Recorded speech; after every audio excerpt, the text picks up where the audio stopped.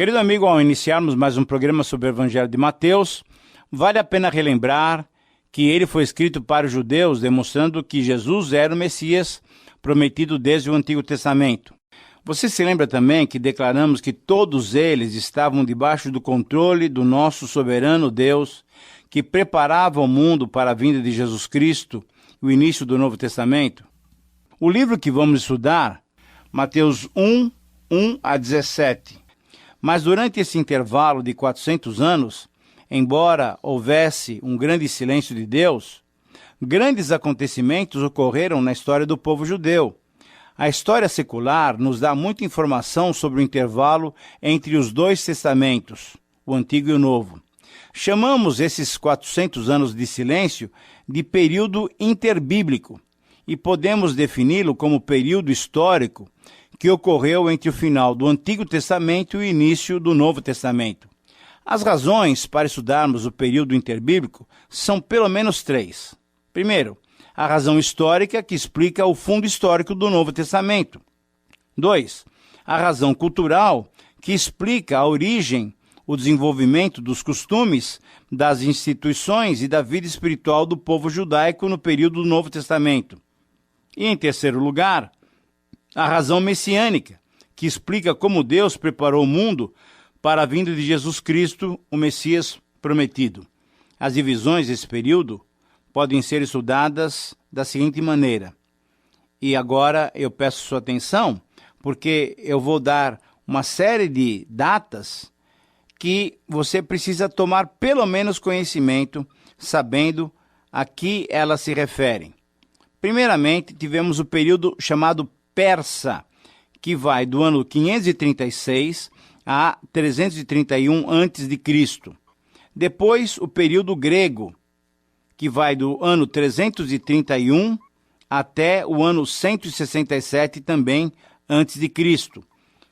Esse período grego, ele é subdividido em três períodos: o período grego propriamente dito, o período egípcio e o período sírio.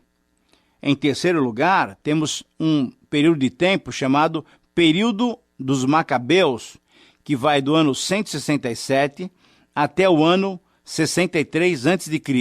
E, finalmente, o quarto período, chamado período romano, que vai do ano 63 até o ano 5 a.C. Em primeiro lugar, destaca-se que houve, naquele período de grande silêncio, uma grande atividade literária. Embora Deus não esteja falando com o povo de Israel, muitos escreveram. Uma grande atividade literária aconteceu. Por exemplo, o Velho Testamento foi traduzido para o grego. Na cidade de Alexandria, no Egito, entre 245 e 257, e essa tradução foi feita por 6 membros de cada uma das 12 tribos de Israel. E essa tradução recebeu o nome de Septuaginta. Essa tradução foi a que foi usada pelo Senhor Jesus e pelo apóstolo Paulo. Os livros apócrifos do Velho Testamento também surgiram nesse período. Esses livros não são considerados divinamente inspirados, não são considerados canônicos. Embora não sejam considerados inspirados, veja só, Tobias, Judite, 1ª e 2ª Macabeus, Sabedoria de Salomão, Eclesiástico e Baruque, eles são úteis, pois nos fornecem informações históricas sobre essa época de silêncio. Nessa época, ocorreu também a mudança na língua do povo. Logo depois do cativeiro, iniciou-se a mudança do hebraico para o aramaico. O aramaico, que já era usado conforme 2 Reis, capítulo 18, depois do exílio, tornou-se a língua oficial.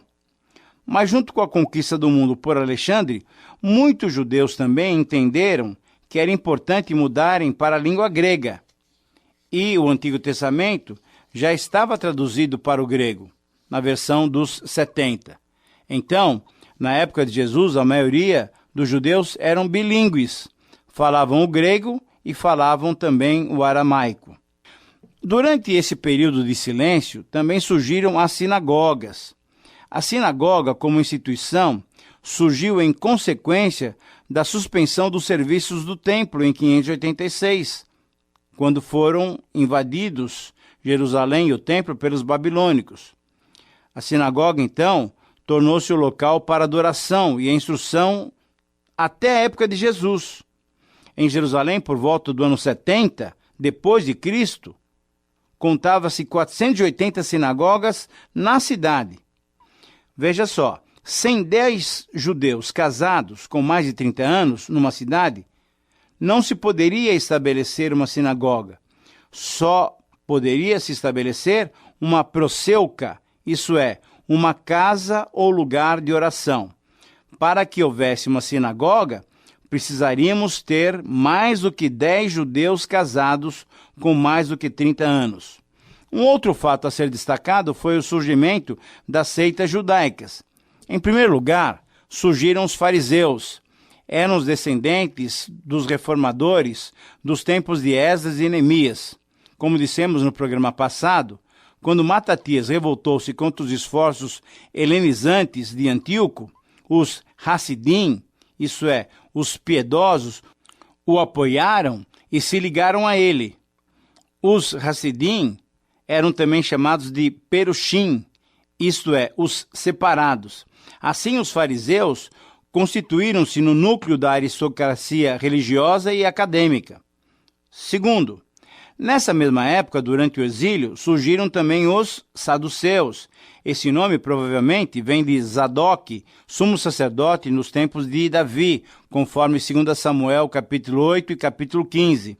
Em oposição aos fariseus, que eram nacionalistas, a tendência dos saduceus era favorável a uma filosofia e a cultura grega. Sendo um partido político com tendência sacerdotal e aristocrática, tinha pouca influência sobre o povo comum. Mas um outro grupo, em terceiro lugar, surgiu entre os judeus. Foi o grupo dos essênios, com sede na beira do Mar Morto. Alguns pesquisadores afirmam que eles estavam em muitas vilas e muitas cidades da Palestina. Os essênios não são mencionados no Novo Testamento, mas Filo, um historiador, disse que havia 4.000 ou mais deles nos tempos do Novo Testamento. Eles seguiam o conceito de comunidade de bens, asceticismo, abstinência e celibato. Em quarto lugar, surgiram também, no período interbíblico, os herodianos. Eles tinham mais o perfil de um partido político do que uma seita, conforme lemos em Mateus 22, Marcos 3, Marcos 12. Eles esperavam que Herodes cumprisse a realização da esperança messiânica da nação. E um outro grupo, bem representado entre os judeus, foi o dos sicários.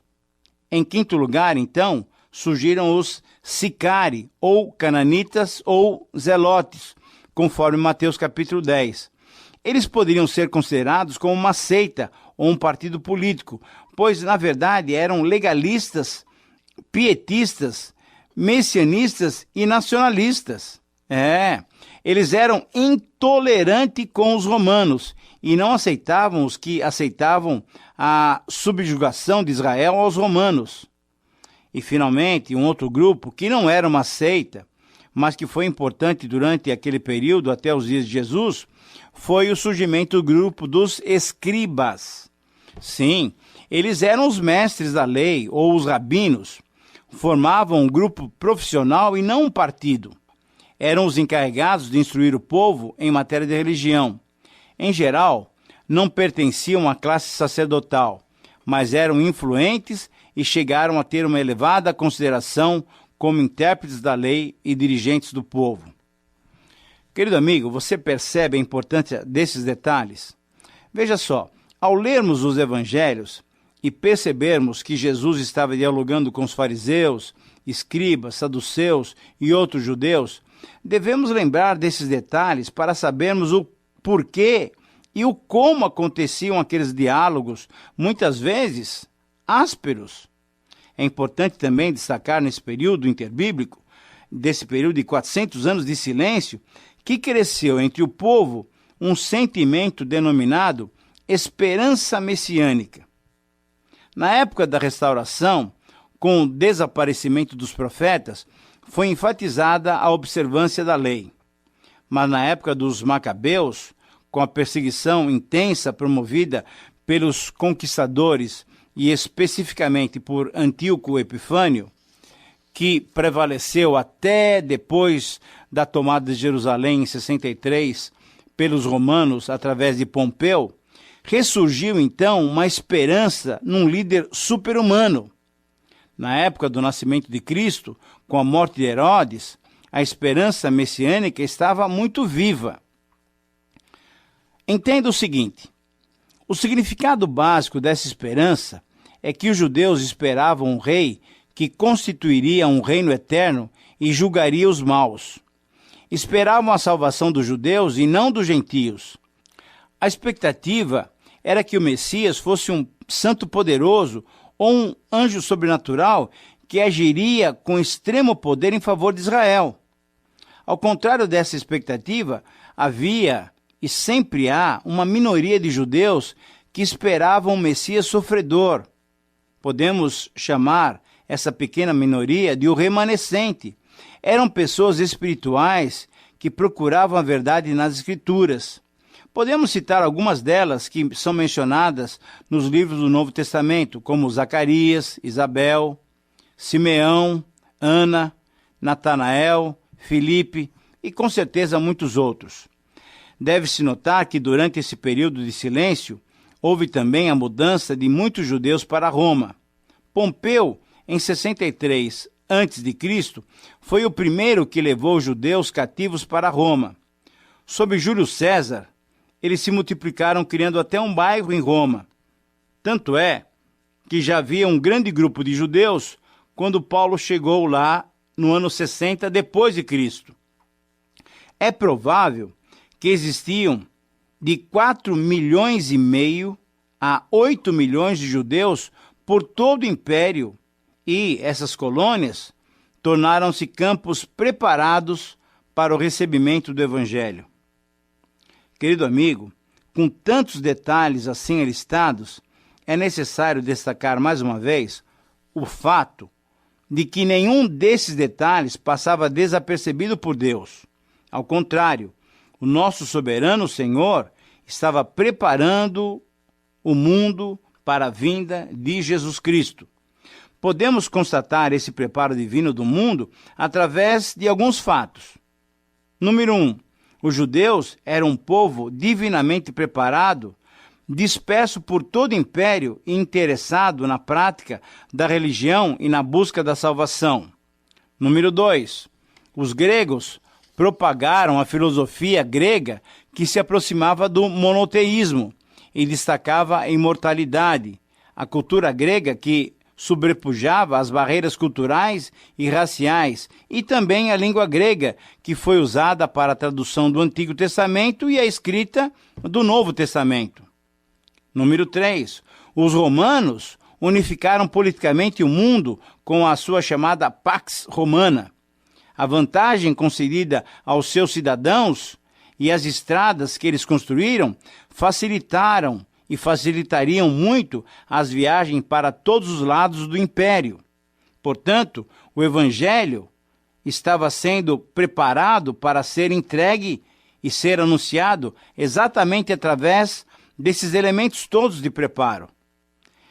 Você concorda que isso é alguma coisa muito impressionante? Na verdade, em cada detalhe, vemos a soberania de Deus controlando e dirigindo a história, provando o grande amor divino por nós.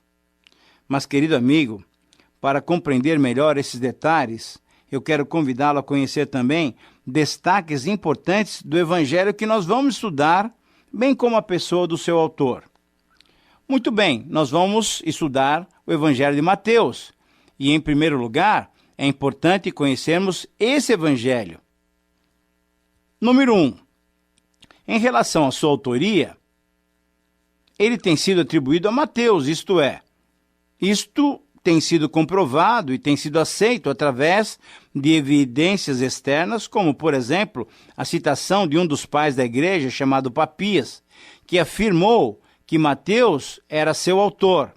e também tem sido confirmado através de evidências internas, por exemplo, com o uso da expressão reino dos céus, ao invés de reino de Deus, porque ele era judeu e estava escrevendo para judeus que viam como desrespeito o uso constante do nome de Deus. Em segundo lugar, em relação à data da composição deste evangelho, a maioria dos eruditos aceita a sua escrita entre os anos 50 e 70 depois de Cristo, antes da queda do templo e de Jerusalém. Terceiro, em relação ao local de composição, embora alguns comentaristas sugiram a Palestina, a maioria aceita Antioquia da Síria como local de sua origem. Em quarto lugar, em relação aos seus destinatários, a maioria dos estudiosos aceita que este evangelho foi escrito para os judeus, primeiramente em hebraico e aramaico e posteriormente em grego, que era uma língua bem conhecida na época.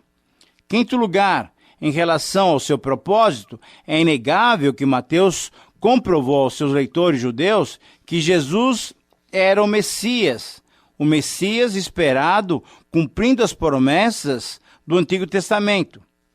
Em sexto lugar, em relação às peculiaridades, devemos destacar ser Mateus o elo de ligação entre o Antigo e o Novo Testamento. O arranjo temático do Evangelho também é uma peculiaridade.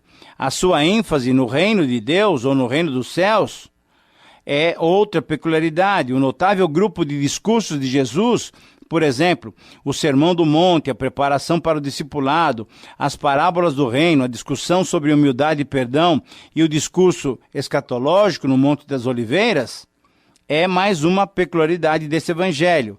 E, finalmente, em relação, sétimo lugar, ao esboço do livro, embora possamos elaborar esboços mais complexos, podemos dividi-lo de uma maneira muito simples em 5 pontos bem claros. E eu gostaria que você, se tiver condições, anotasse essas divisões para facilitar os seus estudos posteriores. Número 1, a introdução, capítulo 1. Número 2, os anos da infância de Jesus, capítulo 2. Número 3, o ano de preparação, capítulo 3, 1 até o capítulo 4, versículo 11. Quarta divisão, o ano de popularidade, capítulo 4, 12 até o final do capítulo 13. E, finalmente, a quinta divisão, os dias da vida ressurreta do Senhor Jesus, capítulo 28 de Mateus. Mas nós falamos também, querido amigo, que deveríamos conhecer o Evangelho, mas também a pessoa que escreveu o Evangelho. E por isso eu quero convidá-lo a conhecer um pouquinho do homem Mateus. Ele era filho de Alfeu, mas não era o irmão de Tiago menor, um dos discípulos. Ele foi conhecido por Levi, que era o seu nome hebraico, que significa dádiva, dom. Esse nome era latino, Mateus, ou então foi usado a partir de assumir o discipulado com Jesus. Ele trabalhava na alfândega, perto de Cafarnaum. Ele taxava o comércio que cruzava o mar da Galileia. Ele era um homem culto, talvez um poliglota. Como fiscal alfandegário, deveria conhecer pelo menos o grego, o latim, o aramaico e o hebraico. Como publicano, ele é o único que se descreve assim. Ele era odiado e considerado traidor pelos judeus, pois trabalhava a serviço de Roma. Imediatamente, sem demora, após o convite, ele deixou tudo e seguiu a Jesus, recebendo-o com um grande banquete para o qual convidou os seus amigos publicanos. Ora, com essa atitude, demonstrava-se que Mateus era alguém pronto a seguir o seu mestre. Como apóstolo, ele escreveu este evangelho, procurando convencer os seus leitores judeus que Jesus era de fato o Cristo, o Messias prometido do Antigo Testamento. E a tradição diz que ele desenvolveu seu ministério no norte da África, na Etiópia, morrendo lá, martirizado. Muito bem, querido amigo, depois de toda essa introdução, devemos dedicar essa parte final do programa ao texto propriamente do Evangelho, que começa com a genealogia de Jesus. A primeira parte da genealogia vai de Abraão a Davi, depois vai de Salomão ao cativeiro babilônico e, finalizando, a genealogia vai do cativeiro babilônico a José o carpinteiro. Você se lembra do que dissemos a respeito do livro de Gênesis? Que ele era um livro das famílias, por causa das genealogias contidas nele. Você se lembra disso? Muito bem, aqui estamos diante de outras genealogias. É a genealogia que abre o Novo Testamento. Os demais evangelhos, Marcos, Lucas e João, começam seus livros de um modo diferente. Por isso, é bom orientarmos os nossos amigos descrentes a começarem a leitura do Novo Testamento através desses outros evangelhos. Ou então, devemos dar uma boa explicação a respeito desta genealogia que inicia o Evangelho de Mateus. Para o crente, para a pessoa que já está acostumada com o estudo da Bíblia, essa genealogia é muito importante. Por quê? Porque esses nomes são familiares nas Escrituras Sagradas. Antes de tudo, porque o Novo Testamento inteiro baseia-se no que ocorreu, no que foi feito e foi anunciado por Deus no Antigo Testamento. Essa genealogia, então, estabelece o fato de que Jesus Cristo é da linhagem de Abraão, da linhagem de Davi. E essas duas linhagens são muito importantes. Veja só, a linhagem de Abraão coloca Jesus dentro da nação escolhida. E a linhagem de Davi coloca Jesus no trono. Ele é da linhagem real, de forma que essas genealogias para o povo de Judá era muito importante. Esse evangelho foi escrito em hebraico para os judeus primeiramente. Diante disso, essa genealogia confirmou Jesus como Messias, porque o Messias tinha que vir da nação de Israel, da descendência de Abraão e da linhagem real de Davi. No próximo programa, conversaremos um pouco mais sobre essa genealogia. Mas, por enquanto, fique com essas ideias, fique com essas lições e queremos pedir sobre você a graça e a bênção de Deus. Até o nosso próximo encontro. Deus te abençoe.